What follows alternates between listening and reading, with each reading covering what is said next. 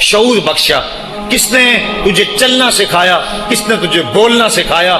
کس نے تیری چھاتی میں زور رکھا؟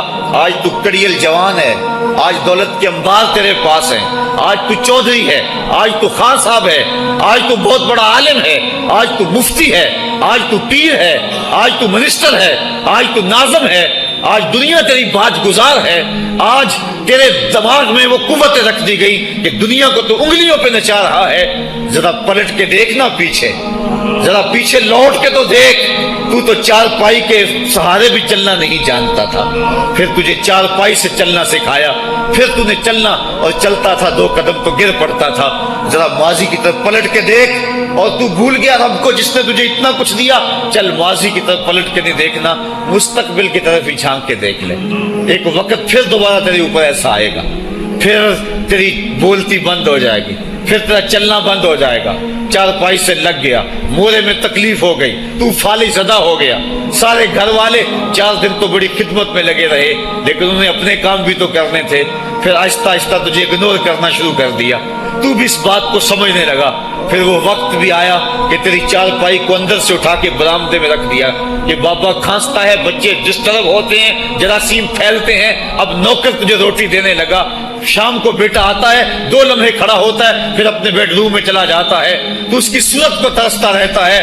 آج تیری زندگی اجیرن بن گئی، پھر تیرے اوپر ایسے حملے بیماریوں کے ہوئے، ایسی تکلیفیں ہوئیں، بول و براز بھی اوپر، لوگ ناک پہ کپڑا رکھ کے تجھے اٹھاتے ہیں۔ اس وقت تو اپنی زندگی سے تنگ آ گیا، تو کہتا ہے ڈاکٹر کو لگا زہر کا ٹیکہ، مجھے موت آ جائے۔ بتا ہم تجھے موت بھی نہ دیتے تو کیا کرتا؟ ہم نے تجھے زندگی دی تھی، یہ ہمارا احسان، اور اب تمہیں موت اگر دیں گے تو یہ بھی ہمارا احسان ہے۔ اگر تو تڑپتا تھا، تیری زندگی جو ہے وہ اجیرن بن چکی تھی، سارے تجھ سے تنگ آ گئے تھے، تیرے بیٹے بھی کہتے دعا کرو اللہ بابے کو پردہ دے دے، سارے تیرے پردہ مانگ رہے تھے، اب بتا کہ ہم تجھے پردہ بھی نہ دیتے تو کیا کرتا؟ ثم اماتہ فاقبرہ، شکر کر ہم نے تجھے موت عطا کر دی، فاقبرہ، اور پھر اس کے بعد تجھے قبر دی۔ کتا بھی تو مرا تھا، گھسیٹ کے روڑی پہ ڈال دیا، بکری بھی تو مری تھی، گھسیٹ کے روڑی پہ ڈال دیا، تجھے بھی روڑی پہ ڈال دیا جاتا تو کیا تھا؟ لیکن کہا نا یہ میرا شاہکار ہے، پہلے سے غسل دو، بیری کے پتے بھی ڈال لینا، صفائی خوب ہو جائے، اس کو چٹے لباس کا کفن دو، اس کے سند سند پہ خوشبو ملو، اس کو سلگاؤ، خوشبوئیں سلگاؤ، اس کو خوبصورت چارپائی پہ ڈالو، اس کے اعضائے سجدہ پہ مشک ملو، اور اس کی جو ہے وہ چارپائی کے دائیں بائیں پھول رکھو، اور اب سارا زمانہ تیرا منہ دیکھنے آ رہا ہے، ذرا سوچ تیرا منہ دکھانے کے قابل ہے؟ اور پھر کہا اب اس کو اٹھاؤ، قبرستان میں لے چلو، زمانہ آ گیا، تو آج دولہا بنا ہوا ہے اور زمانہ تیری برات بنی ہوئی ہے، اور کہا کہ ایک آدمی نہ اٹھائیں، اس کا پروٹوکول ہے، اس کو 4 آدمی اٹھائیں، کندھا بھی بدلتے رہیں، کہا زیادہ تیز بھی نہ چلنا، میرے شاہکار کو کہیں جھٹکا نہ لگے، اور پھر تیرا پروٹوکول امام کعبہ بھی ہو تو وہ پیچھے ہے، تیری لاش آگے۔ تو نے ہمارے ساتھ کیا کیا، ہم نے تیرے ساتھ کیا سلوک کیا؟ یا ایھا الانسان ما غرک بربک الکریم، ہم نے کہا اس کے لیے چھوٹا سا گھر بنا دو، اور اس کے اندر پردے میں اس کو رکھ کے اوپر سے مٹی ڈال دو، اوپر پھول ڈال لو، اور پھر اتنی دیر تک کھڑے رہو جتنی دیر تک اونٹ کو ذبح کرتے ہیں، اس کی کھال ادھیڑتے ہیں، اس کا گوشت بناتے ہیں، پھر اس کو تقسیم کرتے ہیں، اور پھر آؤ تو دعائیں شروع کر دو، کبھی کل کی محفل سجا دو، کبھی 10ویں کی، کبھی چہلم کی۔ اے انسان، تیرے ساتھ جو کچھ ہوا لوگوں کی نظروں کے سامنے تجھے رسوا تو نہیں کیا میں نے؟ یا ایھا الانسان ما غرک بربک الکریم، ذرا پیچھے پلٹ کے دیکھ لے، نہیں تو آگے جھانک کے دیکھ لے، تجھے کبھی تو شرم آئے گی، تو کہاں بھٹک گیا، کہاں بہہ گیا۔ آ جا اس کریم رب کی طرف جو 70 ماؤں سے زیادہ پیار کرتا ہے۔ آنا تو نے ہے ہی، آج نہیں تو کل آئے گا، تو کل جو پھر کفن میں منہ چھپا چھپا کے آتا پھرے گا، آج کھلے منہ ہی آ جا۔ آج میری رحمتیں تیرا بڑھ بڑھ کے استقبال کر رہی ہیں۔ روبی بن حراش ایک بزرگ ہوئے اور تابعی ہیں، تابعی وہ تھا جس نے صحابی کو دیکھا ہو، ساری زندگی ان کے چہرے پہ مسکراہٹ نہیں آئی، وہ کہتے تھے کیا خبر میرا انجام کیا ہوگا۔ شیخ سعدی فرماتے ہیں جب تو دنیا پہ آیا تھا نا تو روتا تھا، یہ سارے ہنستے تھے، بچہ جب پیدا ہوتا ہے تو اور اس کا رونا اس کی زندگی کی دلیل ہے. جب تک بچہ چیختا نہیں سارے پریشان ہوتے ہیں, آواز نہیں آ رہی, پتہ نہیں زندہ ہے کہ جو ہے وہ گوشت کا لوتھڑا ہے. جب بچہ چیختا سارے خوش ہو جاتے ہیں, مبارکیں دیتے ہیں, مٹھائیاں بانٹتے ہیں. تو اس کا رونا اس کی زندگی پہ دلیل. شیخ سعدی فرماتے جب تو آیا تھا تو روتا تھا, یہ ہنستے تھے. ایسے زندگی گزار تو ہنستا ہوا جائے, یہ روتے رہ جائے. یہ نہ ہو کہ روتا آیا تھا روتا ہی جانا پڑے تجھے.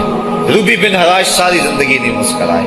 فرماتے تھے کیا خبر میرا انجام کیا ہوگا. وقت بیتتا گیا, آخر میں فوت ہو گئے.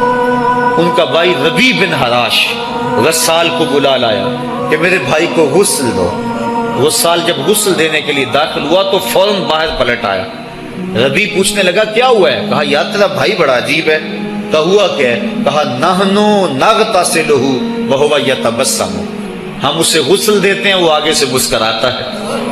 کہا اس نے قسم کھائی تھی جب تک اپنا اچھا انجام نہیں دیکھوں گا نہیں مسکراؤں گا.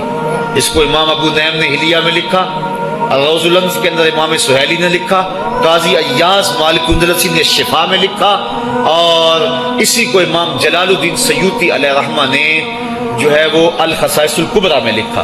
کہا یا تیرا بھائی بڑا عجیب ہے, ہم اسے غسل دیتے ہیں وہ آگے سے مسکراتا ہے. تو اس نے قسم کھائی تھی جب تک اچھا انجام نہیں دیکھوں گا نہیں مسکراؤں گا. آج اس نے اپنا اچھا انجام دیکھ لیا تبھی تو مسکرا رہا ہے. 12 لوگوں کے 2 گروہ بن گئے. ایک کہنے لگے کہ یار یہ ویسے گڑی ہوئی بات ہے, بلا کوئی بندہ مرنے کے بعد بھی مسکرا سکتا ہے. ایک گروہ کہتا ہے یار بندہ بڑا اچھا تھا, ہو سکتا ہے کہ مرنے کے بعد مسکرایا ہو. زندگی تو اس نے دکھ سے گزاری لیکن بعد میں تو سکھ ملا ہوگا. اتنے میں انہیں غسل دے دیا گیا اور لوگ اکٹھے ہو کے ان کے گھر آ گئے. انہیں کفن دے کے پٹڑے پہ ڈال دیا گیا. ربی بن حراش نے جب لوگ باتیں کر رہے تھے, کوئی کہہ رہا تھا صحیح ہے کوئی کہتا ہے غلط تھا, تو اس نے کفن سے ہاتھ باہر نکالا اور لوگوں کو کہا السلام علیکم. لوگوں نے کہا وعلیکم السلام اتتکلم بعد الموت, عجیب بات ہے مرنے کے بعد باتیں کر رہے ہو. قال نعم اتکلم بعد الموت, کہا ہاں ہاں میں مرنے کے بعد ہی باتیں کر رہا. عرش فرش تے بانگا ملیاں تے مکے پہ گیا شور, بلے شاہ سا مرنا نہیں تے گور پیا کوئی ہور. فَلَنُحْيِيَنَّهُ حَيَاتًا طَيِّبَةً, ان کو حیات طیبہ بخش دی جاتی ہے جو اللہ کے نام پہ اپنی زندگی گزار دیتے ہیں. میرا رب کہتا ہے کہ میں ان کو مرنے نہیں دیتا, ان کو ستھری اور پاکیزہ زندگی دیتا ہوں. اور اقبال کہتا ہے فطرت ہستی شہید آرزو رہتی نہ ہو, خوب تر پیکر کی اس کو جستجو رہتی نہ ہو. موت کو سمجھا ہے غافل اختتام زندگی, یہ ہے شام زندگی صبح دوام زندگی. تو کہا ہاں ہاں مرنے کے بعد باتیں کیا ہوں. لوگوں نے کہا بتا پھر تیرے رب نے تیرے ساتھ سلوک کیا کیا. تو ربی جو فوت ہو چکا ہے کہتا ہے استقبلنی ربی غیر غضبان واستقبلنی بروح و ریحان. کیا پوچھتے ہو, اس کے قدرت والے چہرے پہ کوئی غصہ نہیں تھا. اس نے روح و ریحان کے پھولوں کے ہار میرے گلے میں ڈالے.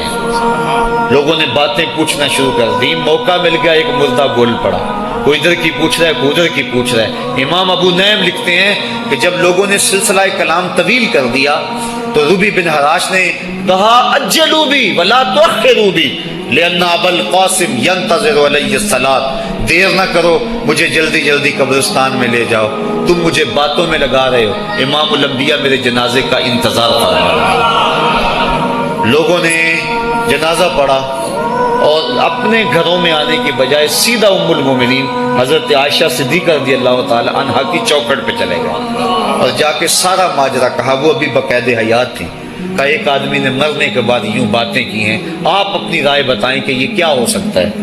تو ام المومنین رضی اللہ تعالی عنہا نے فرمایا تم کیوں پریشان ہو گئے ہو, میرے سرتاج آقا فرما گئے ہیں کانا رجل من امتی یتکلم بعد الموت, میری امت میں ایسے مرد بھی ہوں گے جو مرنے کے بعد باتیں کیا کریں. وہ لوگ جنہوں نے اپنی زندگی اللہ کے نام لگا دی اور اس کے ذکر کے نام لگا دی, وہ مرنے کے بعد بھی ابدی اور سرمدی زندگی پاتے ہیں. اور جو لوگ اللہ سے بے بہرہ ہیں, اس کی خشیت سے جن کا سینہ خالی ہے اور دین کا چراغاں جن کے سینے میں نہیں ہے, وہ چلتے پھرتے بھی مردہ ہیں.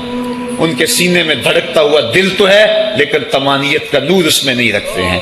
وہ دھرتی کے اوپر چلتے تو ہیں لیکن دھرتی کا بوجھ ہیں، لیکن یہ لوگ وہ دھرتی کی چھاتی میں ہیں لیکن دھرتی کا وقار ہے۔ ان کی قبروں سے بھی زندگی پھوٹ رہی ہے اور ضیائیں پھوٹ رہی ہیں۔ میں جب بھی کبھی لاہور گیا ہوں تو ایک منظر مجھے اپنی طرف کھینچتا ہے، جب میں دریائے راوی کے اس پار ہوتا ہوں تو میں ایک قبر دیکھتا ہوں جس پہ حسرتیں برس رہی ہیں۔ وہ بر صغیر کا مطلق العنان حکمران، جس کی کے اشارہ ابرو سے ہندوستان کی تقدیر بدلتی تھی، آج چند تاش کھیلنے والی ٹولیاں اس کی قبر پہ بیٹھی ہیں۔ اس کی محبوب بیوی جو بادشاہ کے پیچھے بیٹھتی تھی اور پردہ پیچھے لٹک رہا ہوتا، بادشاہ کا کوئی فیصلہ اسے ناگوار ہوتا، پیچھے سے وہ کمر ٹھونکتی، بادشاہ فیصلے بدل لیتا۔ جس کے اشارہ ابرو سے ہندوستان کی تقدیر کے فیصلے تبدیل ہوتے تھے، اس کی قبر بھی ساتھ ہی اندھیرے میں ہے۔ اور اس کی بیٹی کی قبر کے اوپر زیب النساء کے مقبرے پہ لکھا ہے، بر مزار ماں غریباں، نہ چراغے نہ گلے، نہ پرے پروانہ سوزت، نہ صدائے بلبلے۔ ہم غریبوں کی قبر پہ کون چراغ جلانے آئے گا، کون پھول ڈالنے آئے گا؟ نہ کوئی بلبل گیت گانے آئے گی اور نہ کوئی پروانہ پر جلانے آئے گا۔ یہ وہ جو مطلق العنان تھے، یہ ان کی قبر کی کہانی سنائی۔ اور جب میں دریائے راوی کا کنارہ پار کرتا ہوں تو ایک لوح مزار وہ بھی ہے جہاں جلی حروف میں لکھا ہے، گنج بخشے فیض عالم، مظہر نور خدا، ناقصاں را پیر کامل، کامراں را رہنما۔ جب زندگی ایک طرح کی نہیں ہوتی تو پھر موت بھی ایک طرح کی نہیں ہوتی۔ جب دنیا پہ رہنے والے لوگ ایک طرح سے زندگی نہیں گزارتے تو ان کی برزخ بھی ایک طرح کی نہیں ہوتی۔ تو یہ ہیں وہ لوگ جن کی قبروں پہ آج بھی چراغاں ہیں، جن کے نام کا آج بھی تنتنا ہے۔ 1000 سال گزر گئے، ان کی نسبی اولاد تو کوئی نہیں ہے، انہوں نے شادی بھی نہیں کی تھی، لیکن اس کے باوجود دن کو چلے جاؤ، کڑکتی دوپہر کو چلے جاؤ، برستی بارش میں چلے جاؤ، لمبی رات کی تنہائی میں چلے جاؤ، موسم کی کسی بھی شدت میں چلے جاؤ، حکومتوں کے بدلتے ہوئے ماحول، مارشل لاء کی کیفیتیں، جس دور جس حالت میں مرضی جاؤ، آپ کو وہاں میلہ نظر آئے گا، وہاں ہجوم عاشقہ نظر آئے گا۔ ارے میں گسارو سویرے سویرے، خرابات کے گرد پھیرے بپھیرے، کبھی اس طرف بھی گزر کر تو دیکھو، بڑی رونقیں ہیں فقیروں کے ڈیرے۔ تو وہ لوگ جنہوں نے اپنی زندگی اپنے مالک کے نام گزاری، وہی زندہ ہیں، وہ سرمدی اور ابدی زندگی پائے ہوئے ہیں۔ صاحبو، اب میرے اور آپ کے پاس سانسوں کا موقع موجود ہے، ورنہ یہ سانسیں تیزی کے ساتھ پگھل رہی ہیں۔ میں کل امام راضی کو پڑھ رہا تھا، وہ کہتے ہیں، ایک بزرگ فرماتے ہیں، مجھے سمجھ نہیں آ رہی تھی ان الانسان لفی خسر کی، کہ بے شک انسان گھاٹے میں ہے۔ تو میں سوچ رہا تھا کیسے گھاٹے میں ہے، تو کہا کہ مجھے سمجھ اس طرح آئی کہ میں بازار گیا، میں نے ایک شخص کو دیکھا جو پھٹے پہ برف رکھ کے بیچ رہا تھا، اور آواز کیا لگا رہا تھا، ارحمو ارحمو من یذوب راس مالہ، اور رحم کرو اس بندے پہ، اگر تم نے تھوڑی بھی دیر لگا دی اور میرے سے سودا نہ خریدا تو میرا جو راس المال ہے میرا وہ بھی لٹ جائے گا، کیونکہ برف تو میری پگھلی جا رہی ہے، اور اگر تم نے خرید لی میری برف تو میرے پیسے کھڑے ہو جائیں گے، اور اگر تم نے میری برف خریدنے میں دیر کر دی تو جو میں نے پیسے لگائے ہیں میرے وہ بھی پورے نہیں ہوں گے۔ تو وہ کہہ رہا تھا ارحمو من یذوب راس مالہ، وہ کہتے ہیں مجھے ان الانسان لفی خسر کی سمجھ نہیں آ رہی تھی، اس کے اس جملے کو سن کے سمجھ آ گئی کہ انسان جلدی جلدی اپنی سانسوں کو گوا رہا ہے، اسے چاہیے کہ جلدی جلدی ان سانسوں سے کام لے لے، ورنہ یہ سانسوں کی برف پگھل جائے گی اور اس کی یہ پونجی بھی برباد ہو جائے گی۔ تو صاحبو، میں اور آپ لمحہ لمحہ موت کے قریب ہو رہے ہیں، لمحہ لمحہ موت کے قریب ہو رہے ہیں۔ آج میں دوپہر کو بیٹھا تھا تو وہ ایک شخص آ کے میاں صاحب کا شعر پڑھنے لگا، دیگر تے دن گیا محمد اوڑک نو ڈب جانا، تو میری نظر چلی گئی، میں نے کہا ابھی تو 10 بجے ہوں گے، تو میں نے کہا صبح کے 10 بھی بج گئے ہیں اور پھر 12 بھی بج جانے ہیں، پھر ظہر بھی ہوگی، پھر دیگر بھی ہوگی، اور اس کے بعد پھر شام بھی ہو جانی ہے۔ اب ہم دیگر تک تو پہنچ گئے ہیں، اب شام کے تدلکے بھی قریب ہو گئے ہیں، تو یہ دن ڈوب جانا ہے تھوڑی دیر کے بعد۔ یہی مثال ہماری زندگی کی ہے، کوئی دوپہر تک آ گیا ہے، کوئی چاش تک آ گیا ہے، کوئی ظہر تک آ گیا ہے، کوئی عصر تک آ گیا ہے، اور کسی کی زندگی کا سورج بالکل غروب ہونے کے قریب آ گیا ہے۔ صاحبو، پتہ کوئی نہیں کہ ہمارا اگلا قدم کہاں ہے۔ اس سے قبل کہ کوئی حجت باقی نہ رہے، مجھے آپ کو اپنی زندگی پہ نظر ثانی کرنا ہوگی، اپنے گناہوں کا اور اپنی نیکیوں کا حساب لگانا ہوگا۔ ایک ترازو تو کل محشر کے میدان میں لگے گا، ایک ترازو ضمیر کی عدالت میں آج ہی لگانا ہوگا۔ ہمیں دیکھنا ہوگا ہمارے پلے کتنے عمل ہیں اچھے، اور جو اچھے عمل ہیں ان میں خلوص والے کتنے ہیں، لوگوں کے دکھاوے والے کتنے تھے، رب کے لیے کتنے عمل کیے اور لوگوں کے لیے کتنے کیے۔ تو پھر ترازو لگا کے ہم نے اپنے اعمال نامے کو آج ہی تولنا ہے اور وزن کرنا ہے، اور اپنی زندگی کو نیکی کا حسن دینا ہے۔ وقت کٹ رہا ہے، زندگی لمحہ لمحہ موت کے قریب ہو رہی ہے، قبل اس سے کہ کوئی حجت باقی نہ رہے، ہم ہاتھ ملتے رہ جائیں، پچھتاتے رہ جائیں تو کیا فائدہ ہوگا۔ بلکہ میں نے تو پڑھا کتابوں میں، علماء لکھتے ہیں قیامت کے دن تو نیکوکار بھی پچھتائیں گے۔ بدکاروں نے تو پچھتانا ہی پچھتانا ہے، نیکوکار بھی پچھتائیں گے۔ بدکار تو اس لیے پچھتائیں گے انہوں نے اتنے گناہ کیوں کیے، تو نیکوکار کیوں پچھتائیں گے؟ جب وہ اپنے اچھے اعمال کی جزا دیکھیں گے تو وہ پچھتائیں گے، ہائے جو چند لمحے ضائع ہو گئے وہ بھی کیوں ضائع ہو گئے، وہ بھی میں نے کیوں برباد کر دی، وہ بھی اس راستے پہ ڈالے ہوئے ہوتے۔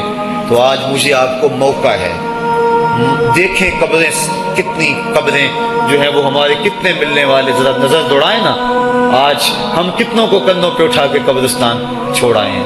حضرت غوث اعظم رضی اللہ تعالیٰ عنہ فرماتے ہیں، جا کے قبرستانوں میں دیکھو کتنے کتنے حسینوں کی مٹی خراب ہو رہی ہے، جو اپنے بدن پہ ایک چٹکی مٹی نہیں پڑنے دیتے تھے، آج ان کا کفن بھی تار تار ہو گیا ہے۔ جو اپنے کلف لگے کاٹن کو سلوٹ نہیں آنے دیتے تھے، آج ان کے کفن بھی ٹوٹ گئے ہیں اور ہڈیوں کے جوڑ جوڑ الگ ہو گئے۔ تو وقت ہمارے اوپر وہ آنے والا ہے، کسی نے آج تک موت کا انکار نہیں کیا۔ میں نے لوگوں کو خدا کا انکار کرتے دیکھا، آپ نے بھی دیکھا، لیکن کوئی موت کا آج تک انکار کرتا نہیں دیکھا گیا۔ موت اپنا آپ منوا لیتی ہے، میں اور آپ موت کے بتدریج قریب ہو رہے ہیں، ہمارا اٹھنے والا ہر قدم ہمیں موت کے قریب کر رہا ہے۔